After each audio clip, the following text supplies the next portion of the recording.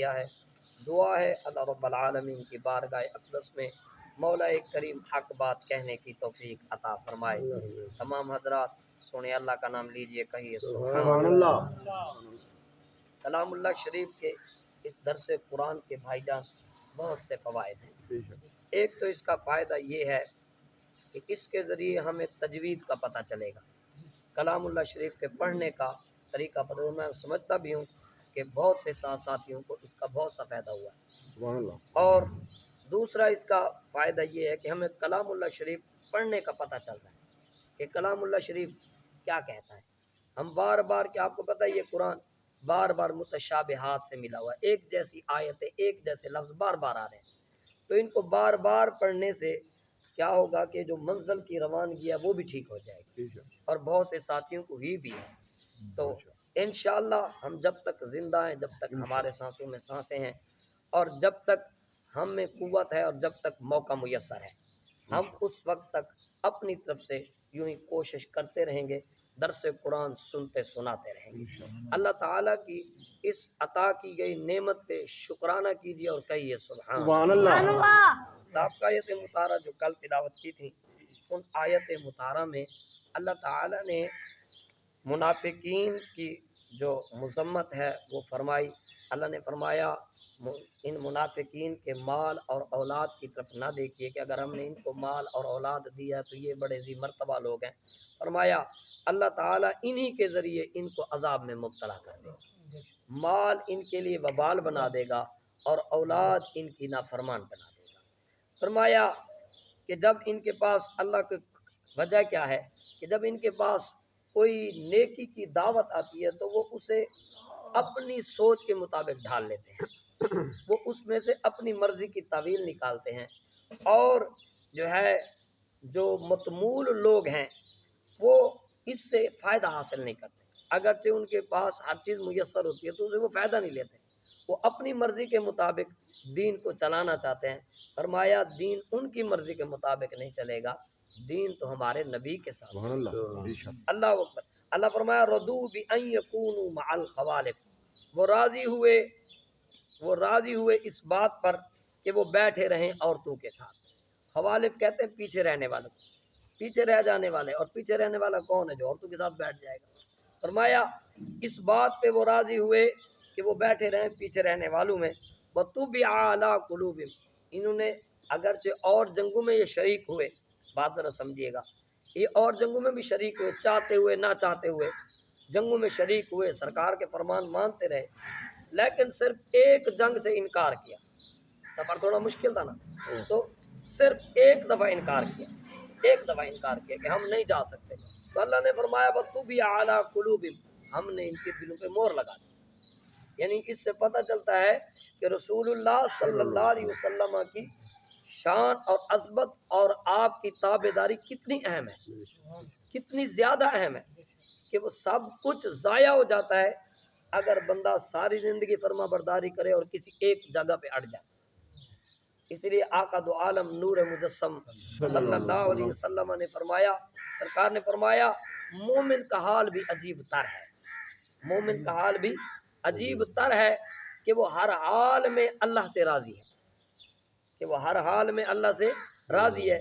جب اسے کچھ دیا جاتا ہے یعنی اس کے حالات خوبصورت ہو جاتے ہیں، مال و دولت ہر چیز کی رزق حلال کی فراوانی ہوتی ہے، تو تب بھی اس کے حالات دلی کیفیات دنیا کے لحاظ سے تبدیل نہیں ہوتے، اور جب کچھ نہیں ہوتا تو پھر بھی تبدیل نہیں ہوتے۔ کہو سبحان اللہ۔ سرکار نے فرمایا صرف یہ مومن کی حالت ہے کہ اگر اسے مال دیا جائے تو پھر وہ شکر ادا کرتا ہے، اس پہ شکرانے کرتا ہے کہ جو کچھ بھی ملا، چاہے وہ نعمت کوئی بھی ہو، اللہ تعالیٰ نے عزت دے دی تو وہ کہتا ہے یہ عزت میں نے خود سے نہیں لی، میرے مالک نے مجھے عزت دی۔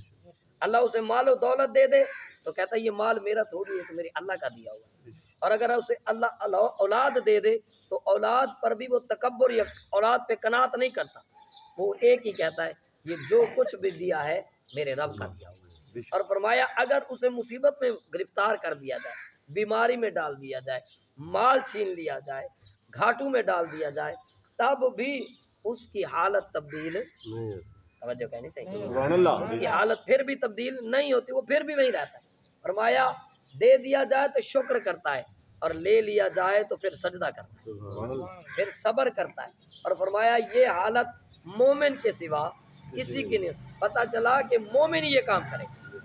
اللہ اکبر کبیرہ۔ میں تو آج ایک حدیث پاک پڑھی اور رونگٹے کھڑے ہو گئے۔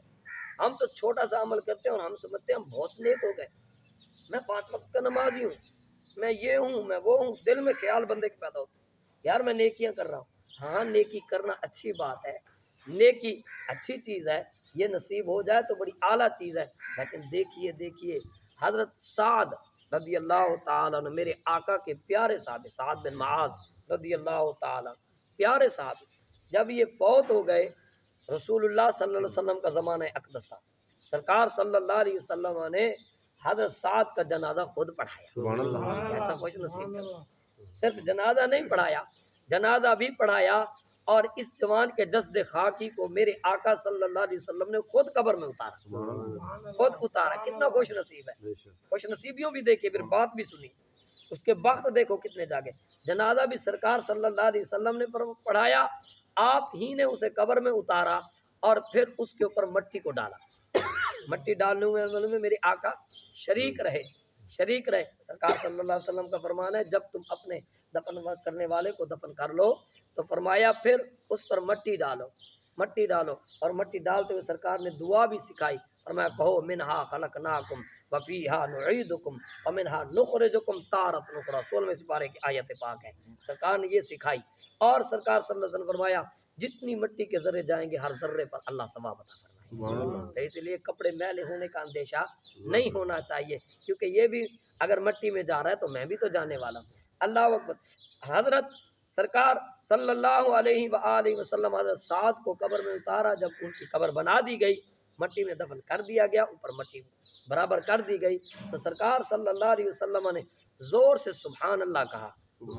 توجہ کیجیے گا، سرکار نے زور سے سبحان اللہ کہا، اور صحابہ کہتے ہیں جب سرکار نے سبحان اللہ کہا تو ہم بھی سبحان اللہ کہتے رہے۔ سرکار صلی اللہ علیہ وسلم کافی دیر تک سبحان اللہ کہتے رہے، ہم بھی بلند آواز سے کہتے رہے، فرمایا کہتے رہے۔ پھر سرکار صلی اللہ علیہ وسلم نے فرمایا اللہ اکبر، کیا فرمایا سی؟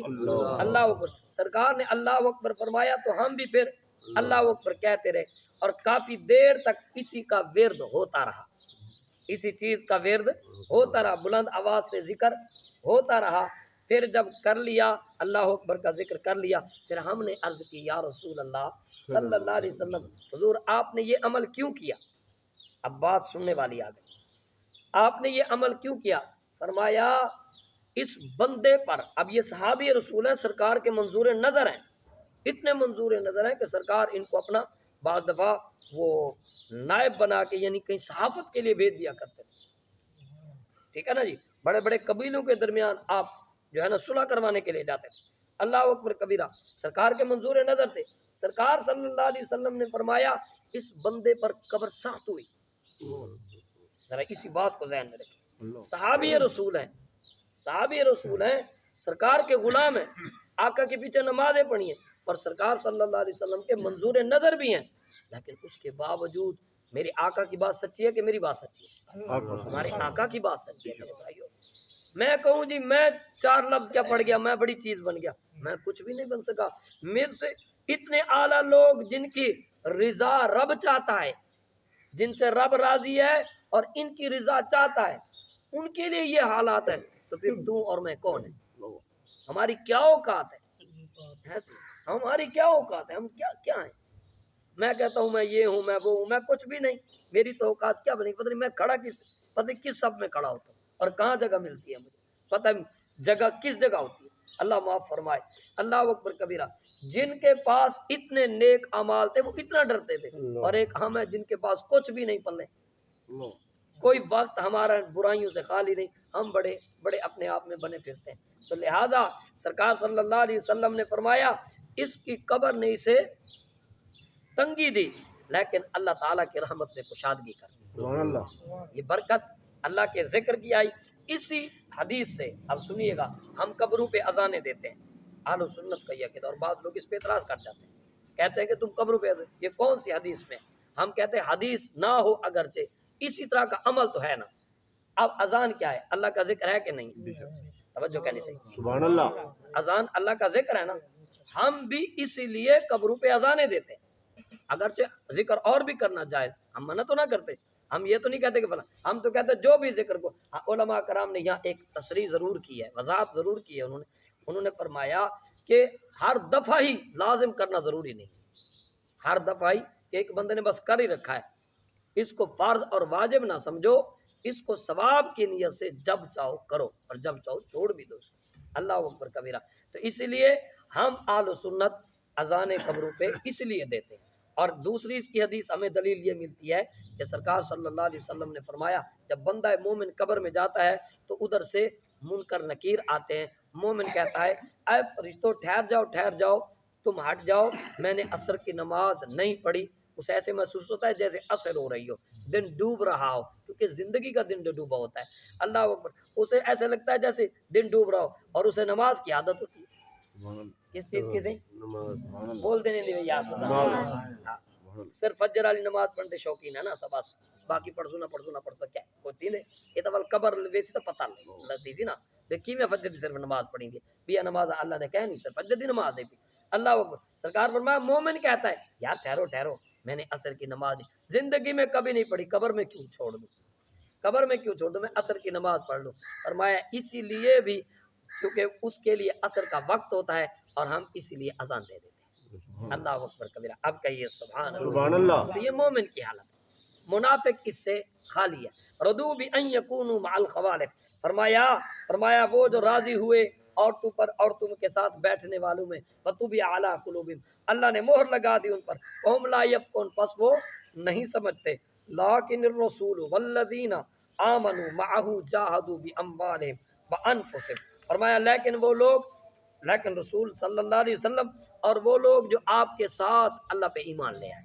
فرمایا سرکار تو صاحب ایمان تھے، آپ تو ایمان تقسیم فرمانے والے تھے، جو آپ کی معیت میں اللہ پر ایمان لے آئے. فرمایا وجاہدوا باموالہم وانفسہم، پھر ایمان جو لائے تو اسلام پہ عمل کرنا شروع کیا اور انہوں نے اپنے مال کو بھی اللہ کی راہ میں خرچ کیا جو خرچ کرنے کے مصرف تھے، اور اپنی جانیں بھی پیش کر دی جب جان کی باری آئی. پہلے مال چل رہا تھا ہمارے ملک میں، کل باری ملی ہے کہ کافروں کے ساتھ جہاد کیا جائے تو کہیے نا سبحان اللہ.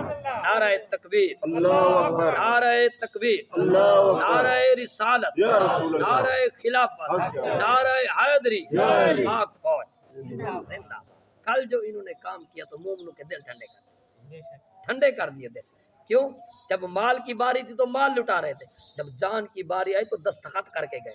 کہہ دیا گیا جا رہے ہو، واپسی کی گارنٹی نہیں دیتے ہم کہ تم واپس جہاز لے آؤ گے.